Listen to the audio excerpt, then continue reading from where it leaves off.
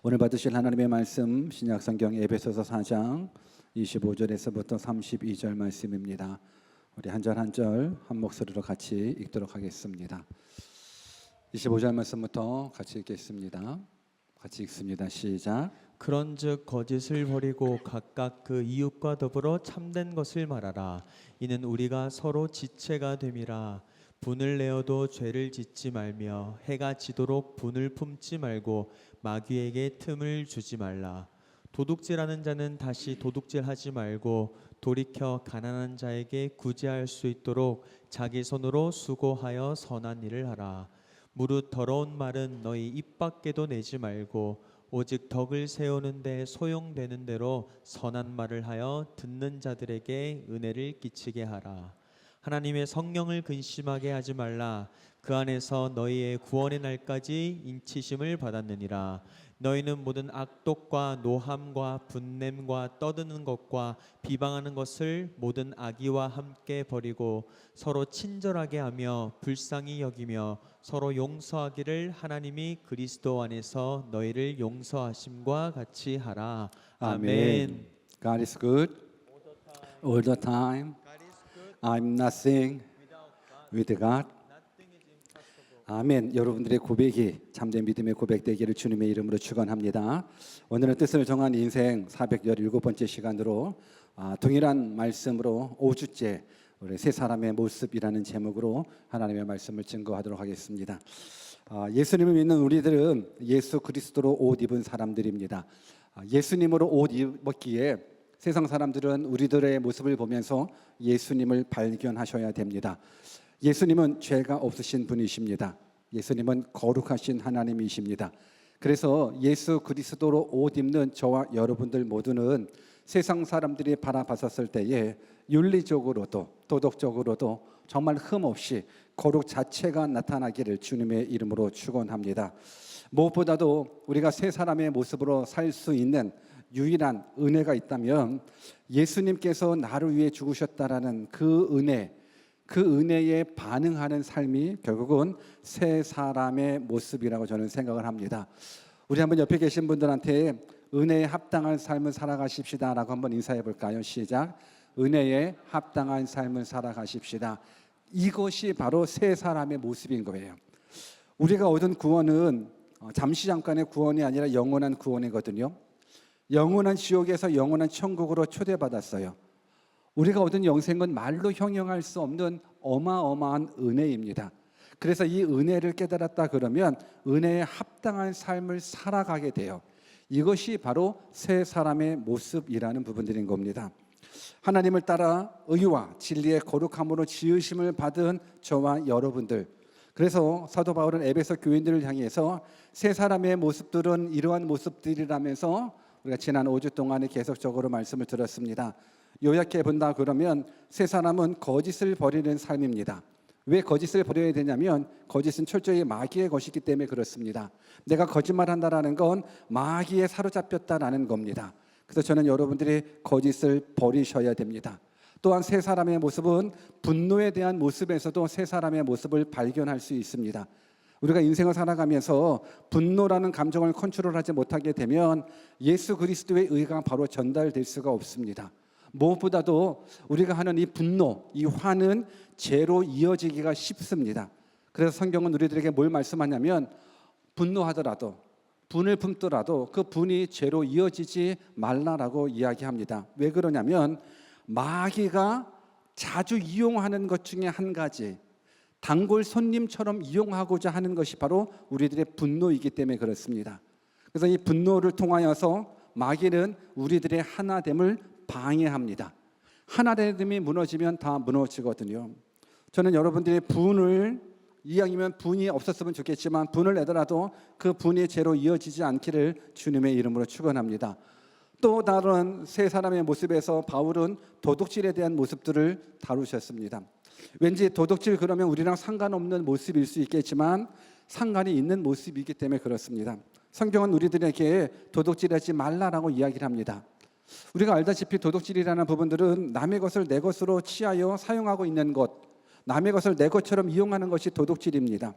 그래서 성경은 우리들 가운데 도둑질하지 말라 그러면서 도둑질 안 하는 걸로 끝나는 것이 아니라 오히려 수고하여 구제하라라고 이야기를 합니다. 우리가 도둑질에 대한 사도 바울의 권면을 통해서 우리가 깨달아야 될 부분들이 뭐가 있었습니까? 내 것은 없고 다 하나님의 것입니다를 깨달으라는 겁니다. 이것이 도둑질에 대한 기본적인 원칙이에요. 내 것은 없고 다 하나님의 것입니다. 그래서 내 것은 없고 다 하나님의 것입니다를 깨달은 믿음의 고백이 하나님과 인간 사이에서 나타나는 고백이 11조의 고백이고, 인간 대 인간 사이에서 나타나는 고백이 구제 사역이라고 말씀을 드렸습니다. 여러분, 이런 고백 없이 11조의 고백 있을 수 없습니다. 내 것은 없고 다 하나님의 것입니다라는 고백 없이는 구제 사역 있을 수 없습니다. 내 것으로 다른 사람들을 구제하는 것이 아니라 하나님의 것으로 다른 사람들을 구제한다라는 부분들, 아마 여기까지 여러분들이 잘 이해하셨으리라 생각을 합니다. 또 더러운 말에 대한 부분들도 사도 바울은 말씀해 주고 있습니다. 여러분, 우리는 더러운 말을 입에 내면 안 됩니다. 말이라는 부분들은 내 마음속에 있는 것이 밖으로 나오는 것이 말입니다. 결국 내가 더러운 말을 했다라는 건 내 마음이 더럽다라는 거예요. 내 마음에 있는 더러움이 입술을 통해서 나가기 때문에 그렇습니다. 내 안에 음란이 가득한 사람은 음란의 말을 나타날 수밖에 없죠. 내 안에 불평, 불만으로 가득한 자는 욕설이 나올 수밖에 없습니다. 미움이 가득한 사람들은 미워하는 말 나올 수밖에 없습니다.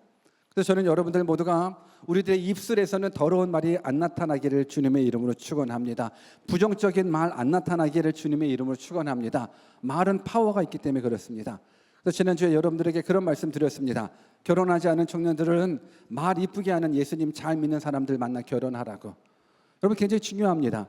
아무리 외모가 이뻐도, 아무리 외모가 뭐 잘생기다 할지라도 말을 믿게 하고 말을 성내게 하고 말을 부정적으로 말한다 그러면 그 사랑이 오래 가지 못합니다.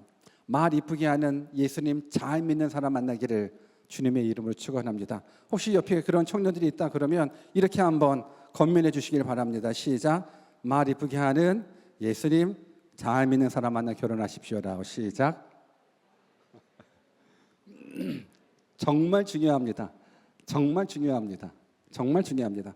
결혼한 형제 자매들에게는 이렇게 권면드리고 싶습니다. 배우자에게 그리고 자녀들에게 말을 함부로 하지 않도록 노력해야 합니다. 이것이 바로 예수님을 옷 입은 세 사람의 모습입니다. 여하튼 우리들 삶 가운데 거짓과 분노와 도둑질과 이 더러운 말들은 성령을 근심케 하는 행동이라고 말씀을 드렸습니다. 오늘 사도 바울은 그거에 덧입혀서 몇 가지를 더 이야기해 주고 있습니다. 우리가 버려야 될 부분들은 어떤 모습일까? 우리 본문 31절을 한 번 더 같이 읽어볼까요? 같이 한번 읽습니다. 시작. 너희는 모든 악독과 노함과 분냄과 떠드는 것과 비방하는 것을 모든 악의와 함께 버리고. 세 사람이 되려고 그러면 버려야 됩니다. 잘 버려야 됩니다. 버릴 것을 버리지 못하면 큰일 납니다. 오늘 성령으로 인침받은 하나님의 사람들은 버릴 것을 버려야 되는데 사도 바울이 뭘 버려라고 얘기하고 있냐면 악독을 버리라 말씀해주고 있습니다. 너희는 모든 악독을 버리라라고 이야기를 합니다. 악독이라는 것은 악을 품고 독을 품는 겁니다. 악하고 독한 마음이 바로 악독인 겁니다. 여러분들, 내 마음에 악을 품고 독을 품었다? 하나님의 임재가 경험되지 못한 상황인 겁니다. 내 마음에 어찌 악이 있을 수 있고 어찌 독이 있을 수 있겠습니까? 여러분, 빛이 오면 어둠은 떠나가게 되어 있습니다. 빛이 오면 어둠은 떠나가게 되어 있는데 빛 대신 예수 그리스도가 나의 주인으로 나의 하나님으로 나의 구원자로 영접했는데 내 마음에 여전히 악이 있고 독이 있다 그러면 아직도 내가 예수 그리스도를 나의 주인으로 고백되지 못한 모습인 겁니다. 저는 바라옵기는 여러분들 마음 가운데 악독이 없기를 주님의 이름으로 축원합니다. 악독을 버리셔야 됩니다. 악을 품고 독을 품으면 우리가 죽습니다. 여러분들의 영혼이 죽고 여러분들의 몸이 죽습니다. 사도 바울은 이 부분들을 버려야 함이 참 세 사람의 모습이라고 말씀드립니다. 또한 노함과 분냄도 우리가 버려야 될 항목입니다. 성경에 보면 노함과 분냄도 버리라라고 이야기를 하고 있습니다. 노함이라는 것과 분냄이라는 건 비슷한 단어지만 미묘한 차이가 있습니다. 둘이 구분한다 그러면 노함은 주로 순간적으로 감정이 폭발되어지는 거라 그러면 분냄은 오랜 시간 동안 분을 마음에 품고 있는 모습인 겁니다. 노함이라는 건 갑작스럽게 화를 일시적으로 내는 감정이 노함이라 그러면 분냄은 오래도록 쌓아놓은 적개심, 미움들이 바로 분냄입니다. 그렇다면 이 노함과 분냄 뭐가 더 위험할까요? 뭐가 더 안 좋을까요? 여러분, 분냄이 안 좋을까요? 아니면 노함이 안 좋을까요? 둘 다 안 좋습니다. 둘 다 하나됨을 파괴합니다. 둘 다 인간관계를 파괴하는 행동입니다. 그래서 노함과 분냄, 이 부분들이 여러분들 삶 가운데 없어지도록 버리셔야 됩니다. 이 분냄과 노함을 버리지 못하면 우리들의 신앙이 한순간에 무너질 수 있습니다. 한번 생각해 보십시오. 목사님, 제가 이 분냄과 노함을 가지고 있다 그러면 과연 하나님의 말씀을 제대로 증거할 수 있을까?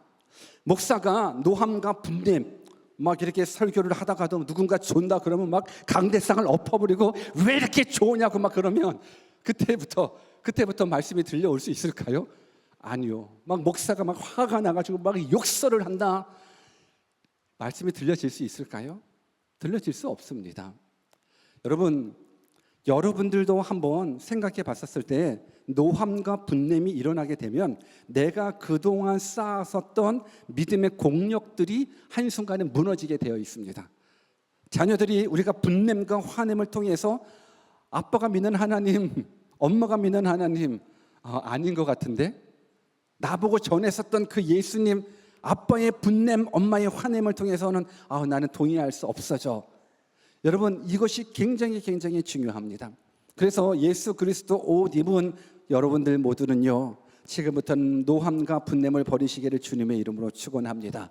우리 한번 옆에 계신 분들한테 화내서 미안합니다 한번 사과 한번 하고 넘어갈까요? 시작. 화내서 미안합니다. 화내서 미안합니다. 여러분들 더 이상 남편한테, 아내한테, 자녀한테, 부모한테, 친구들한테 화내지 않기를 주님의 이름으로 축원합니다. 그리고 나서 우리가 버려야 될 것이 무엇이냐면 떠드는 것과 비방하는 것을 모든 악의와 함께 버리라 말씀해 주고 있습니다. 여러분, 떠드는 것도 버리래요. 떠드는 것이라는 건 큰 소리를 이야기하는 건데 이건 긍정적인 모습이 아니라 부정적인 모습이거든요. 그렇다면 큰 소리 내며 떠드는 것은 무엇일까? 여러분들 한번 생각해 보십시오. 여러분들의 삶 가운데 떠드는 것이 무엇이 있었을까? 큰 소리 내는 것이 무엇이 있었을까? 혹 분노할 때, 짜증날 때 큰 소리가 나지는 않습니까? 여러분, 큰 소리가 들려졌었을 때 여러분들의 마음은 어떻습니까? 큰 소리를 내는 사람이나 큰 소리 내는 걸 듣는 사람이나 그 마음은 서로가 불편하고 불안할 수밖에 없습니다. 지금 이 한국에는 다 아파트 생활들을 많이 하고 있지만은 저 어렸을 때만 하더라도 다 가난한 동네들이니까요. 어릴 적 기억에 밤중에 잠자고 있거나 아니면 잠자리에 들기 전에 보면 막 바깥에서 막 크게 떠드는 사람들이 있습니다. 근데 크게 떠드는 사람의 대부분은요, 술 먹고 행패를 부르는 사람들이에요. 그냥 술 먹고 막 나와 하면서 뭐 하는 부분들. 왜 그래요? 근데 어렸을 때 그 남이 떠드는 그 소리가 나에게는 공포가 되는 거예요. 여러분, 떠드는 건 남에게 피해를 줄 수 있는 부분들인 거예요. 그래서 우리 그리스도인들은요, 떠들지 않기를 바랍니다. 술 취하든지 아니면 방탕한 상황이든지 아니면 분냄이든지 짜증이든지 여러분들의 목소리가 크게 나타나지 않았으면 좋겠습니다. 화내더라도 화나면 1시간 있다 화내십시오. 짜증 내지 마십시오. 너무너무 큰 소리 내지 마십시오. 특히 부모님들, 자녀들을 양육하는 부분들 속에서 큰 소리 내지 않아도 자녀들은 뭐가 잘못한지 다 알고 있으니까요, 큰 소리 내지 않으셔도 될 것 같아요. 아내들도 마찬가지고 남편은 뭐가 잘못한지 알아요. 큰 소리 안 내도 알고 남편들도 마찬가지인 거고, 아무튼 서로 조용한 목소리로, 거룩한 목소리로, 얌전한 목소리로, 사랑의 목소리로 새 사람답게 살아가기를 주님의 이름으로 축원합니다. 또 버려야 될 부분들, 비방이라는 부분들도 말씀해 주고 있습니다. 여러분, 이 비방이라는 부분들은 거짓말로 다른 사람들의 명예를 훼손하는 행위가 바로 비방인 겁니다. 어찌 보면 정치인들이 참 비방을 많이 하죠. 오늘 한국당 가운데에서 큰 이슈가 있어서, 근데 정치인들을 보면 뭐 다 착한 사람이고 다 헌신된 사람이지만 어느 한 순간 자기의 당을 위해서 서로를 비방하는, 또 남을 꺾기 위해서 상대방을 비방하는 모습들이 참 많이 보이게 되는데, 이게 비단 정치적인 문제나 세상적인 문제가 아니라 교회 안에서도 이 비방이 참 많이 있다라는 겁니다. 여러분들, 우리들의 말에는 남에 대한 칭찬이 많을까요? 비방이 많을까요? 한번 우리들의 언어의 습관을 생각해 보게 되면 남을 칭찬하기보다는 남을 욕하는 부분들이 더 많이 있으리라 생각을 합니다. 오죽하면 한국 사람들은요, 세 사람이 만나서 대화하면 그 자리에 피하면 안 되는 것. 한 사람이라도 화장실 간다고 피하면 어떻게 돼요? 그 사람이 화장실 간 사람 욕을 하게 되는 모습이 있기 때문에 여러분들이 세 사람 만나고 네 사람 만나잖아요. 절대 그 자리를 피하지 마십시오. 처음부터 끝까지 함께 있으셔야 돼요. 화장실 가는 그 순간 그 사람을 위해서 비방하는 부분들이 우리가 살고 있는 이 시대, 물론 우리들은 아닙니다. 우리들은 그러지 않으리라 생각을 합니다. 다는 아니겠지만 공통적인 부분들 속에서 제가 듣기로는 맞는지 틀린지는 모르겠지만 한번 여러분들이 생각해 보셨으면 좋겠어요. 외국 사람들은요, 서로 만나면 서로에 대해서 이야기를 한답니다. 외국 사람들은 서로 만나면 나에 대해서 너에 대해서 이야기를 한답니다. 근데 한국 사람들은 서로 만나면 다른 사람들에 대한 이야기를 한답니다. 어때요? 여러분들이 그런 부분들을 경험해 보시지는 않았습니까? 외국 사람들을 만나면 내 얘기하고 너 얘기하는 부분들이 많은데 왠지 한국 사람들이 만나면 너 얘기 나 얘기 안 하고 그 사람 얘기해요.